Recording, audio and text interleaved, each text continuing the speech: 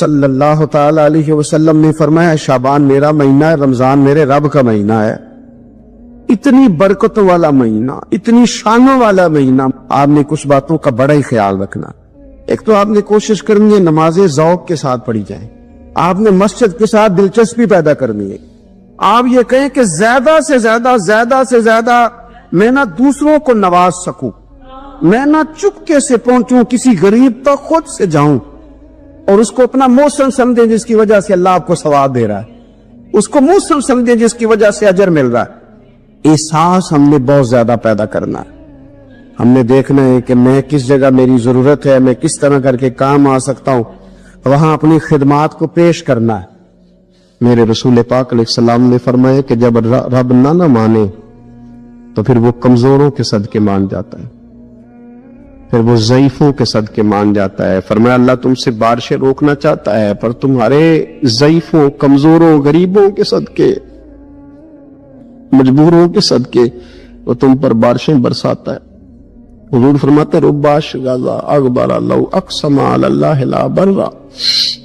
کچھ ایسے لوگ ہوتے ہیں کہ ان کے بالوں میں خاک پڑی ہوتی ہے، چہروں پہ مٹی الجھے ہوئے ہوتے ہیں، لیکن اگر وہ اللہ پہ قسم کھا لیں تو اللہ ان کی قسم بھی پوری کر دیتا، قسم بھی۔ حضرت سیدنا عبداللہ ابن عمر فرماتے ہیں میں حضور کی مجلس میں حاضر تھا، حضور مانگنے لگے اللہ سے، حضور اللہ سے مانگنے لگے۔ میں تو کئی دفعہ یہ دعا بھی مانگنے لگ جاتا ہوں کہ اللہ تو ان دعاؤں کی طرف تو دیکھ جو تیرے رسول نے ہمارے لیے مانگی۔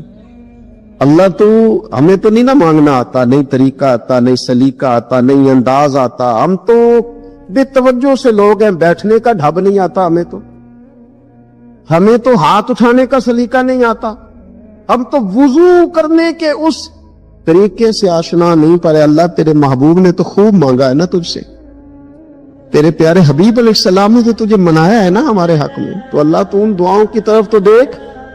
حضرت عبداللہ ابن عمر رضی اللہ تعالیٰ عنہ فرماتے میں حضور کی مجلس مبارکہ میں بیٹھا تھا، ابو داؤد شریف میں موجود ہے، کہتے حضور دعا مانگ رہے تھے۔ دعا کیا تھی؟ دعا حضور یہ مانگ رہے تھے رب اغفر لی، یا اللہ ہمیں بخش دے، وتب علی، اللہ ہماری توبہ قبول فرما، انک انت التواب الرحیم، بے شک تو توبہ قبول کرنے والا اور رحم کرنے والا۔ حضور دعا مانگ رہے تھے اے اللہ رب اغفر لی، یا اللہ ہمیں بخش دے، وتب علی، اور ہماری توبہ قبول فرما، انک انت التواب الرحیم، بے شک تو توبہ قبول کرنے والا اور رحم کرنے والا۔ حضرت عبداللہ ابن عمر فرماتے اس ایک دعا کو ایک ہی مجلس میں ایک ہی جگہ بیٹھ کر میرے نبی پاک نے اپنی زبان اطہر سے 100 مرتبہ ادا فرمایا۔ یہ 100 مرتبہ حضور نے یہ لفظ کہے رب اغفر لی وتب علی، رب اغفر لی وتب علی، رب اغفر لی، اے اللہ بخش دے، رحم فرما، وتب علی، بس قبول کر لے نا اب ہماری توبہ، انک انت التواب الرحیم، بے شک تو توبہ قبول کر لیا کرتا ہے، تو رحم فرمایا کرتا ہے۔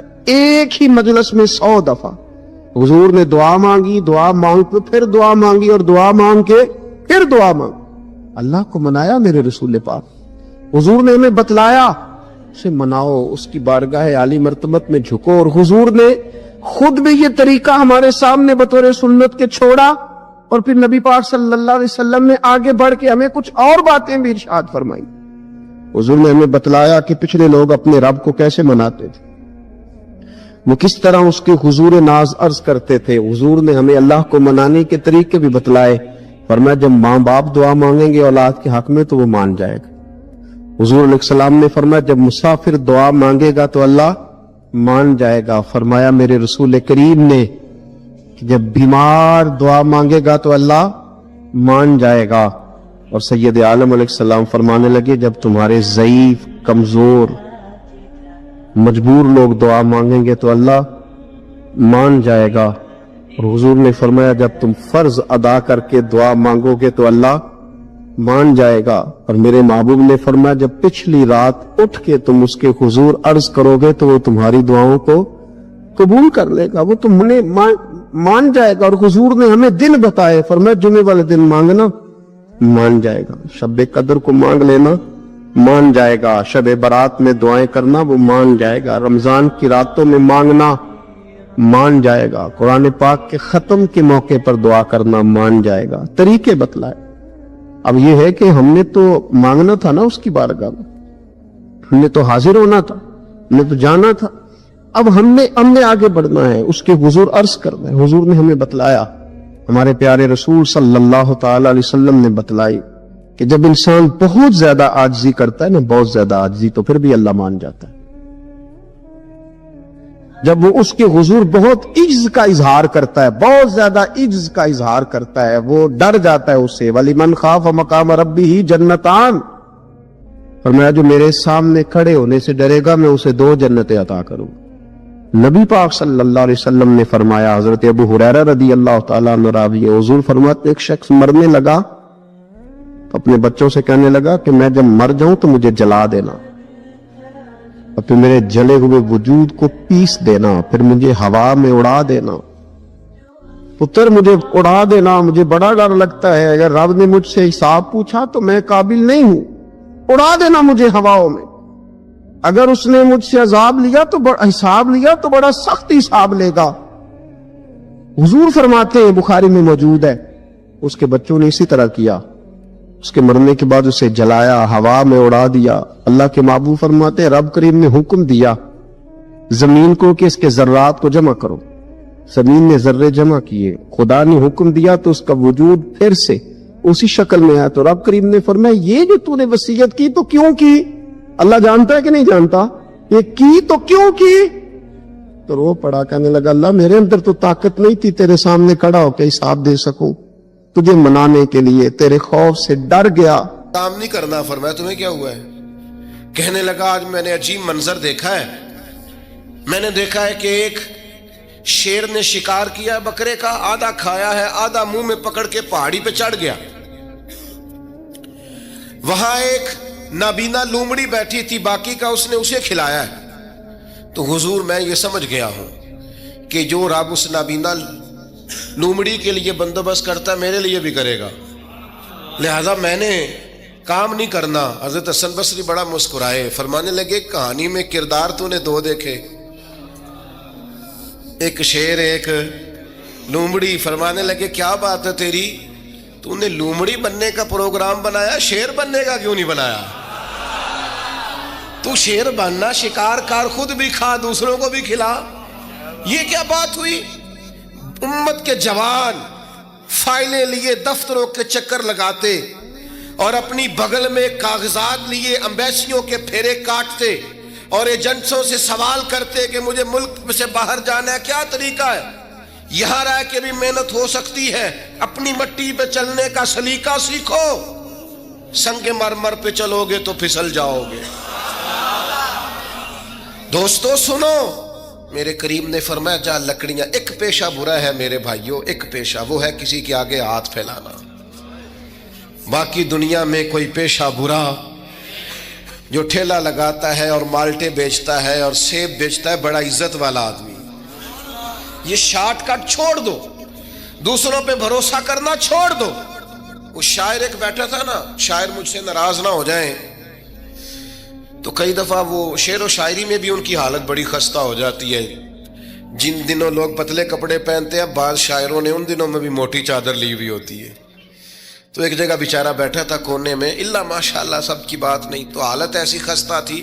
ایک بندہ 5 روپے پھینک گیا, تو تھا خوددار, بڑی تکلیف کو اٹھا اپنے پیسے. تو اس نے کہا آپ کی حالت بتا رہی ہے, آپ کو ضرورت ہے. اس نے کہا ضرورت پڑی تو اللہ رسول سے مانگوں گا,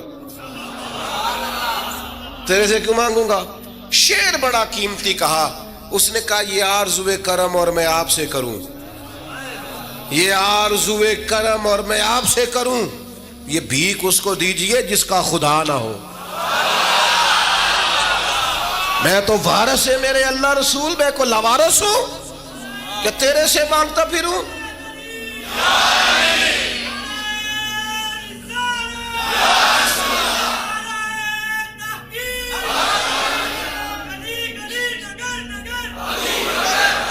ماشاءاللہ ماشاءاللہ.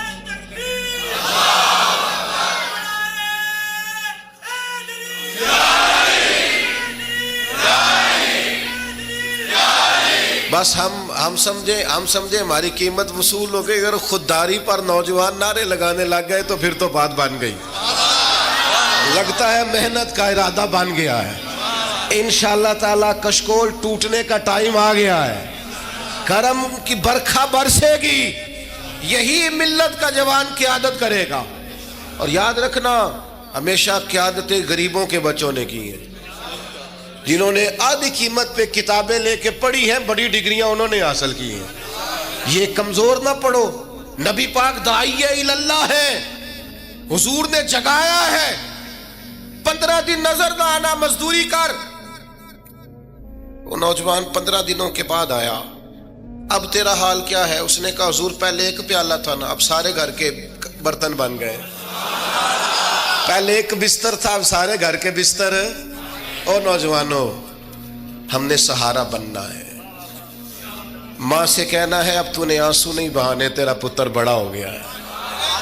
بہن سے کہنا ہے اب تو کبھی پریشان نہیں ہوگی, تیرا بھائی بڑا ہو گیا ہے. بوڑھے باپ کے پاس بیٹھ کے کہنا ابا جی بس اب آنسو پوچھ دو, آج کے بعد پریشان نہیں ہونا, پتر جوان ہے. اپنی بیوی سے بچوں سے کہنا کہ کسی خواہشات پوری کرنے کے لیے تمہیں دیر تک انتظار نہیں کرنا پڑے گا, ہم میدان میں ہیں. بس اپنی مٹی پہ چلنے کا سلیقہ سیکھو. سنگ مرمر پہ چلو گے تو پھسل جاؤ گے. نبی پاک نے محنت کو سپورٹ کیا ہے, مشقت کو سپورٹ کیا. حضور علیہ السلام نے فرمایا سب سے بہترین کمائی وہ ہے جو تو اپنے 2 ہاتھوں سے محنت کر کے کھاتا ہے. فرمایا اللہ کے نبی حضرت داؤد علیہ السلام محنت کر کے کمایا کرتے. سنگیوں کام کرنا. اور دوسری بات بھروسہ اللہ رسول پہ. بھروسہ, ادھر دیکھو میری طرف. دنیا داروں سے امیدیں لگا لیتے ہو بہت زیادہ, تو وہ دنیا دار بندے بیچارے کمزور ہوتے ہیں. جی یہ الیکشن کے دن تھے, گزشتہ سے پیوستہ الیکشن جو گزرا ہے, تو میرا ایک پیار والا دوست بھی ایک ایم کے امیدوار کا بڑا ووٹر سپورٹر تھا. یہاں اس نے اس کا بیج فوٹو والا لگایا ہوا تھا. میں رات کو دیر سے جلسے سے لوٹ رہا تھا تو وہ کھڑا تھا باہر, اور اندر امیدوار صاحب تقریر کر رہے تھے. میں نے کہا ادھر آ. وہ آ گیا. میں نے کہا تو بڑا ووٹر سپورٹر ہے, جا تقریر سن جا کے. تیرا لیڈر تقریر کر رہا ہے, تو باہر گھوم رہا ہے. کہندا ہے پیر صاحب جھوٹ پہ ماردا جو سارے جھوٹ بول رہا ہے, کرنا کرانا کچھ نہیں. تو میں کہ یار جی ایڈے پکے ووٹر سپورٹر نو بھی پتا ہے کہ جھوٹ پہ ماردا ہے, تو ہم تو ویسے ہی سپورٹر نہیں ہیں. ہم نے تو کی محبت تو سیاست کا چلن چھوڑ دیا. ہم اگر عشق نہ کرتے تو حکومت کرتے. او بھائی, جب پکے ووٹر سپورٹروں کو امیدیں نہیں ہیں تو آپ کن سے امیدیں لگائے بیٹھے ہیں؟ آپ جدوجہد کریں, اور امیدیں اللہ رسول سے. نبی پاک علیہ السلام نے فرمایا جو رب پہ بھروسہ کرے گا اللہ کی رحمت اس کی کفایت کرے گی. وَإِن يَتَوَكَّلْ عَلَى اللَّهِ فَهُوَ حَسْبُهُ, وہ اللہ پہ بھروسہ کرے گا اللہ اس کے لیے کافی ہو جائے گا. ادھر دیکھو یار موبائلوں والے دوستو, بات سنو. گھبراہٹ نہیں, ٹینشن نہیں, انزائٹی نہیں, ڈپریشن نہیں. مومن اور ڈپریشن, مومن اور انزائٹی, مومن اور ٹینشن. وہ جی مجھے پتہ نہیں مجھے کیا ہو رہا ہے, جی مجھے خوف آتا ہے. آپ کو خوف آتا ہے مومن ہو کے؟ آپ کو یہ کرونا کے دن تھے تو مجھے لے گئے ایک سرکاری ہاسپٹل میں, آپ کچھ یہاں بات کریں, لوگوں کو حوصلہ دیں. تو ایک ڈاکٹر صاحب مجھ سے کہنے لگے جی مجھے نہ تنگ جگہ بڑی گھٹن ہوتی ہے, تو موت سے بڑا ڈر آتا ہے, قبر تو بڑی تنگ ہوتی ہے. میں نے کہا ڈاکٹر صاحب کچھ بھی. کہنے لگے سانس ہی نہیں آتا, چاروں جانب سے بند ہے. تو میں نے کہا بچہ بھی تو ماں کے پیٹ میں سانس لیتا ہے نا. آپ نے تو سبحان اللہ کہا. وہ ڈاکٹر تھے, انہوں نے نہیں کہا. وہ کہنے لگی جو تے اماں لیندی صاحب. ہنستے نہیں جی, باتیں ہنسنے کو نہیں سنا رہا, میں فکری باتیں کر رہا ہوں. کہا وہ تو اماں آکسیجن لیتی ہے تو بچے کو جاتی ہے. تو میں نے کہا چلیں ڈاکٹر صاحب وہ جو انڈے سے بچہ نکلتا ہے اس کے تو چاروں جانوں کوئی صورت نہیں ہوتی سانس کی. تو مجھے کہنے لگے آپ کہنا کیا چاہتے ہیں؟ میں نے کہا میں یہ کہنا چاہتا ہوں قبر کی 2 حالتیں ہیں. قبر دوزخ کے گڑھوں میں سے گڑھا بھی ہے اور جنت کے باغوں میں سے باغ بھی ہے.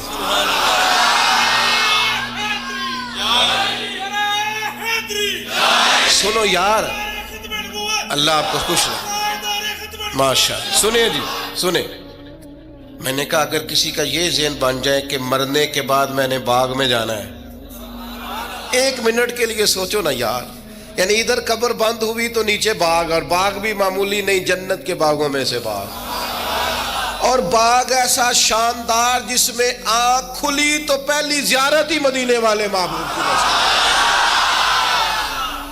आज फूले न समाएंगे कफन में आसी, आज की रात है उनसे मुलाकात की रात। तो वहां जाने से खौफ आता है। मोमिन खौफ, टेंशन, मोमिन को एक ही खौफ है, अल्लाह का, रब से डरता है, अल्लाह के सामने खड़े होने से डरता है। बाकी मसाइल का खौफ करना, गुर्बत का खौफ करना, लोगों से डरना, ये निकल आए आप इस टेंशन से।